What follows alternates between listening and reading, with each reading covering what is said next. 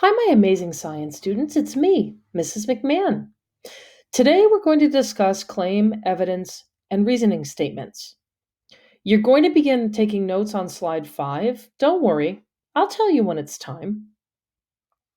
Also, please stop the slideshow and the video at any time to make sure that your notes are accurate. So when we get to slide 5 and you start taking notes, if you feel like I'm going too fast, just push the pause button. So, CERs, or claim evidence reasoning statements, are scientific explanations. Let's start with discussing a claim I saw on the internet several years ago. So, what is a claim? Why should I believe it? Why should you believe everything that you see on the internet? Sometimes you might read something, or sometimes you might watch a video. And claim evidence reasoning is going to help you determine whether or not something is true. So, several years ago, I read a claim that you should not eat Reese's peanut butter cups because they could cause cancer, they could cause gastrointestinal issues, which means issues with your digestive system, and they could cause developmental problems in children. It sounded horrendous, especially since my family's always eaten Reese's peanut butter cups. So it was like one of those, oh my gosh, what am I going to do? I've been a terrible mom. I've been feeding my kids Reese's peanut butter cups. So, was it true or false? Like I said, my immediate reaction was, oh no, what am I going to do? My family loves Reese's peanut butter cups. So, what should you do when you read a statement like that? Do you just believe it? No. Everything needs evidence. Everything needs evidence and reasoning, okay? So, do research. I did. How do I find out if this is true or false? So, I checked different websites about Reese's peanut butter cups. You know what I found? This claim was false. How did you know that, Mrs. McMahon, you're asking? Am I supposed to just believe you because you're Mrs. McMahon? Nope. This claim was not supported by multiple pieces of evidence. It was supported by a blog by one person. It did not have solid scientific reasoning supporting it.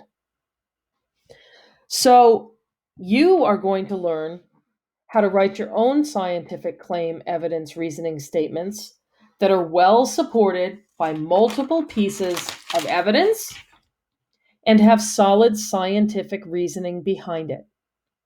So now you're going to begin the notes. And I want you to notice that on this Go Formative, above this slideshow, there is an outline. It's like a skeleton outline. Fill in the blanks, maybe. If you want to use that, you absolutely can. Write that down in your notes. Come on back to slide 5 and start the video again. If you just like taking notes, you can just write down whatever you see on the slide. Okay? So this is where you're going to begin your notes. In your notes, make sure that you have definitions of CER, of claim, evidence, and reasoning. And you also want to include examples. Here we go. All CERs, all claim, evidence, reasonings, begin with a question. So this is an example of a question. Who is the fastest running back in the NFL? This is last year, by the way, 2019. So the first step we need to do in making a claim is to develop an answer to that question. Claims are statements that answer your original question. So let's go back to this slide. Who was the fastest running back in the NFL? Your claim would be, turn that question around. The fastest running back in the NFL is, don't answer it yet.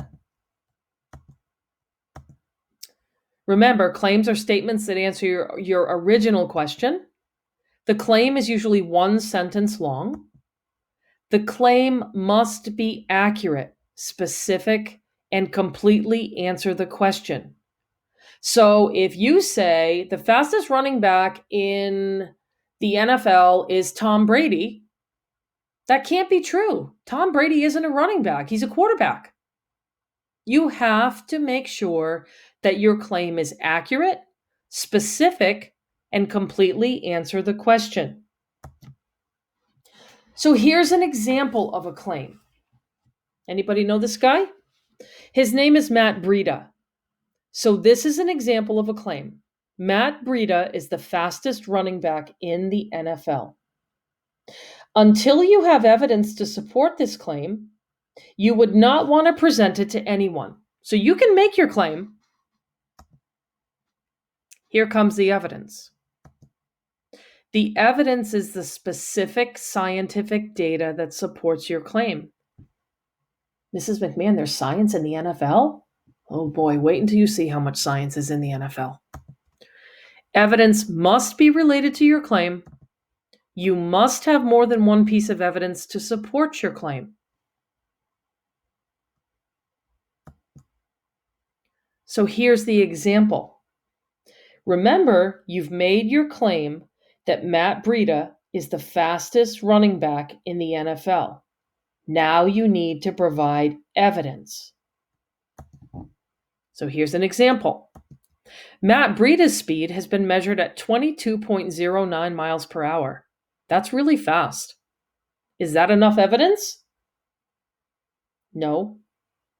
You need more than one piece of evidence to support your claim. And you need information about other players' speeds in order to determine if Matt Breida's is the fastest. So what are we going to do next? The next fastest running back is Dalvin Cook. He runs at 22.07 miles per hour. That's close, but Matt Breida is faster. So now we're going to talk about the reasoning. And the reasoning is providing scientific background to support your claim statement. How does your evidence connect to the claim? So reasoning is the explanation that connects your claim to the evidence. It shows why the data you chose counts as evidence. It uses correct science vocabulary. And it should be at least 2 to 3 sentences long.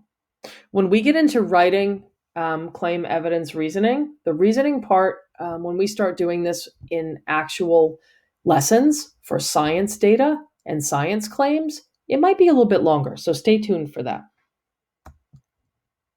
So here's the example reasoning.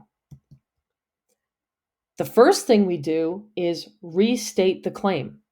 Matt Breida is the fastest running back in the NFL.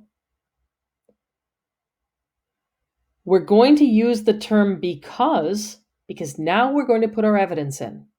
Because his speed is 0.2 miles per hour faster than the next fastest NFL player. Therefore, now we're going to put therefore in because of our scientific data. Therefore, Matt Breida covers more distance in the same amount of time as any other NFL player. He has a faster speed because he covers more distance. Now we're going to watch Fast Matt here. We got a word for that. It's called preseason football. Now they're undefeated. It's in there in October. And he's got this running game working as you Matt's see. Number 22. And look at the speed on Breida. Matt needs to stay a little bit humble. But he is super fast.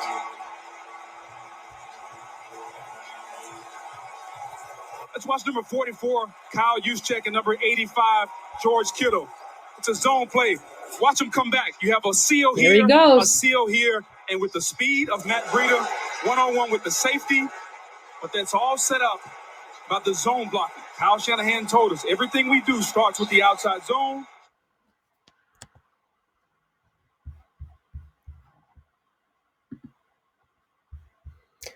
So that is your lesson on We got a word for that. It's called preseason football.